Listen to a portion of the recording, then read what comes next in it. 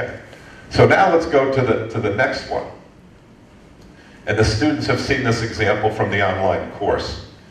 And this is a story that I made up to make another point is, so we have a Lamborghini dealership. Well, actually, here's the story.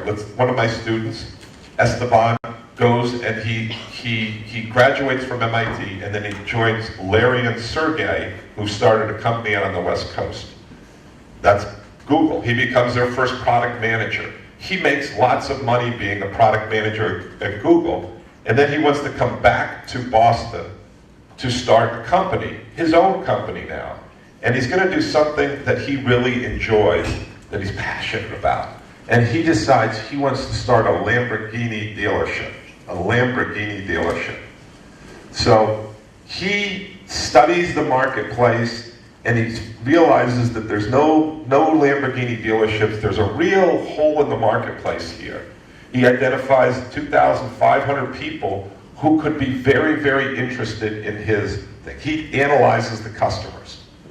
And he then invests millions of dollars. He invests $4 million of his own money in this Lamborghini dealership. He buys a Lamborghini, he buys a place in Back Bay. He gets a Lamborghini, puts it in front, he remodels it so it's a beautiful place. He goes out and he gets a espresso maker. He goes to Italy to get it and brings it in. It costs him $70,000. He gets 2 people to fix the Lamborghinis in the back. And he opens up this marvelous Lamborghini shop because he's going to sell Lamborghinis in New England. And then when he's successful, then he's going to move down to New York and get all those super rich people. And then he can move down and dominate the United States and become the Lamborghini dealership. A very good analysis that use kind of a disciplined entrepreneurship. They use a disciplined entrepreneurship approach. It's wonderful. So he opens up his store, and nobody comes in for the first week. Nobody comes in for the second week. And he's starting to get worried. And these great people who fix cars, mechanics in the back, are starting to get a little antsy. They're playing Angry Birds, actually, because they've got nothing to do. So on the third week, on Tuesday at 10:30 in the morning, in comes Laura. Now, Laura went to MIT with Esteban about 20 years ago. And she walks in and goes, Esteban, I haven't seen you since we went to school at MIT and got our MBAs. And he says, wow, it's great. It's amazing. What are you doing here, Laura? She goes, I live in the neighborhood. She goes, that's fantastic. And he goes, that's really wonderful. We should get together sometime. She goes, yeah, we should.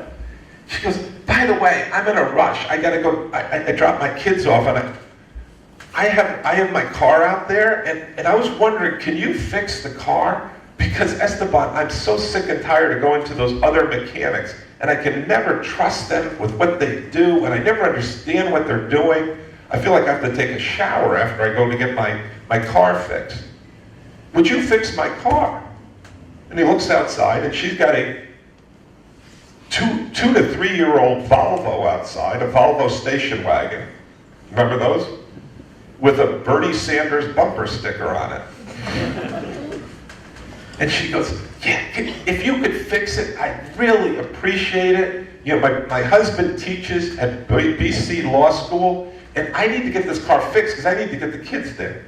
So now he's thinking, wow, but I can't fix that. I won't make enough money. And she says, I know what you're thinking. You won't make enough money.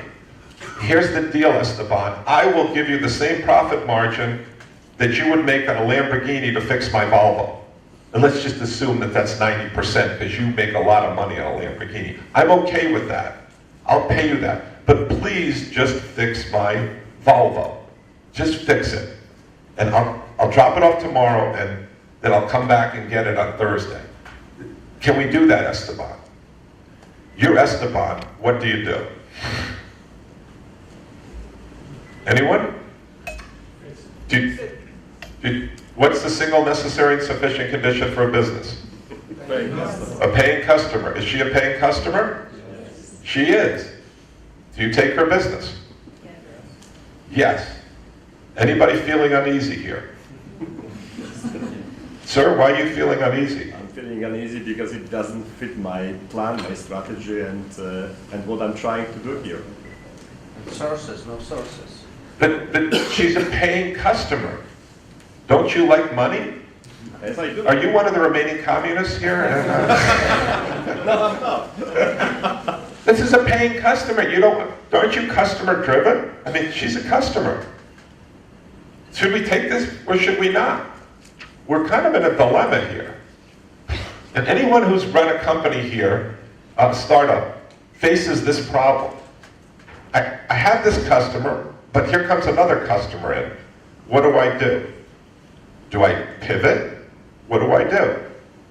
So the question here, and by the way, I'm an entrepreneur. I'm not a real academic, just so everybody understands. I'm an academic, an accidental academic. I'm actually an entrepreneur by design who they asked to teach. So you think about this problem, and it's a tough problem. I got two people in the back.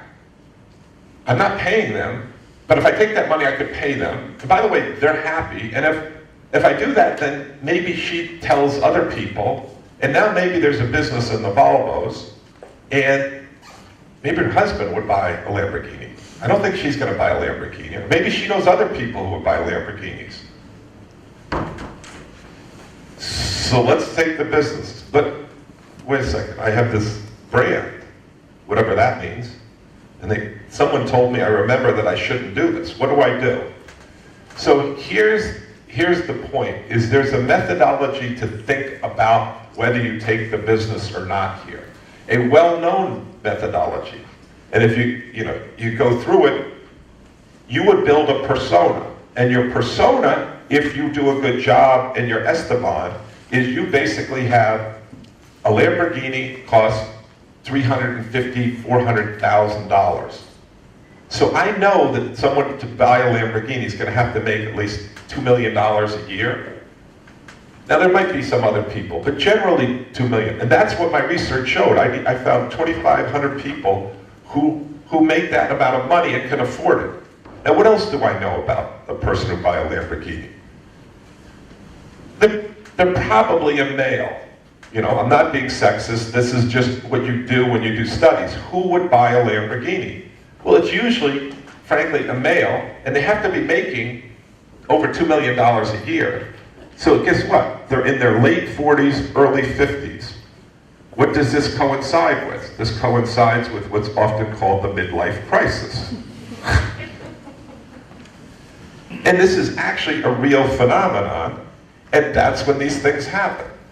And what else do we know? And we can start analyzing what we know about Esteban's target customer.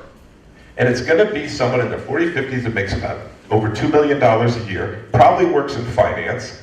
Do you think they're married or not? Divorced. Yeah. They're divorced. They might be divorced, or what we call functionally single, right? and we know what they do. They go to nightclubs at night. They have their own private planes, and they fly out to see to Monaco or to Las Vegas to see the Pacquiao-Mayweather fight. We can build a whole demographic, psychographic of who is the most likely person to buy a Lamborghini. This is what good companies do. Anyone who's worked in consumer product goods, this is exactly what you do. You build a persona, and then you build the product for that persona, you build the messaging, you do the pricing. This is a well-known thing. Now let's take a look and say, wait a second. Laura, she's not male, she's not having a midlife crisis, she is happily married, she makes about $350,000 a year. When you buy a Volvo, are you buying the best mechanical device to get from point A to point B with the lowest carbon footprint? No. What are you buying? Safety. You are buying a car that makes you feel good about putting your kids in it and do it. By the way, is a Volvo the safest car in the world? No, it is not. Does that matter? It's safe enough, and it gives the emotional feel to that persona that they like to buy it, and they put their Bernie Sanders bumper sticker on it, and they go. Do you know Bernie Sanders over here? Yeah. Good. We're not going to talk about that other guy. So if we have this persona, and if you service the car for Laura, what's she going to do? She's going to go down, and this is the persona is the soccer mom.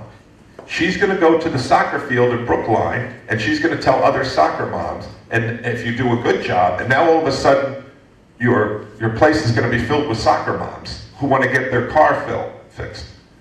And you have a $70,000 coffee maker, and you have some of the best mechanics in the world fixing Volvos. Your costs are way too high for this customer. You can't do that. You can't do that. That's not going to be a sustainable business. The problem here is that for Esteban needed to go out and get his persona. He needed to stop sitting there. He needed to go to Hanscom Field and sponsor a trip to the Pacquiao-Mayweather fight. Because if he gets one of those customers, then those customers are going to be worth $500,000 to $1 million of profit to him. Laura is going to be worth maybe $10,000 to him. So the lifetime value of a customer in the way that he's built up his structure is $500,000 to $1 million. All of a sudden, this market, which is only 2,000 to 500, is a very interesting market if you can keep the lifetime value up here. If all of a sudden you have that same cost structure and you're giving Laura's at 10,000, it doesn't work. So the point is that as you think about these things, there is a methodology, which I just kind of went over very quickly here, but that shows you how you're not driven by just one customer. Yes, it is true to have a business, you have to have a paying customer, but we need to have multiple homogeneous paying customers that will buy the same product with the same sales cycle, with the same message, and have word of mouth. Because the word of mouth for Laura to this was bad, but if I sold one to a middle-aged person who makes over $2 million a year, who's a hedge fund manager in Boston, he's going to tell other hedge fund managers, and now all of a sudden we're going to get a lot of those customers coming in.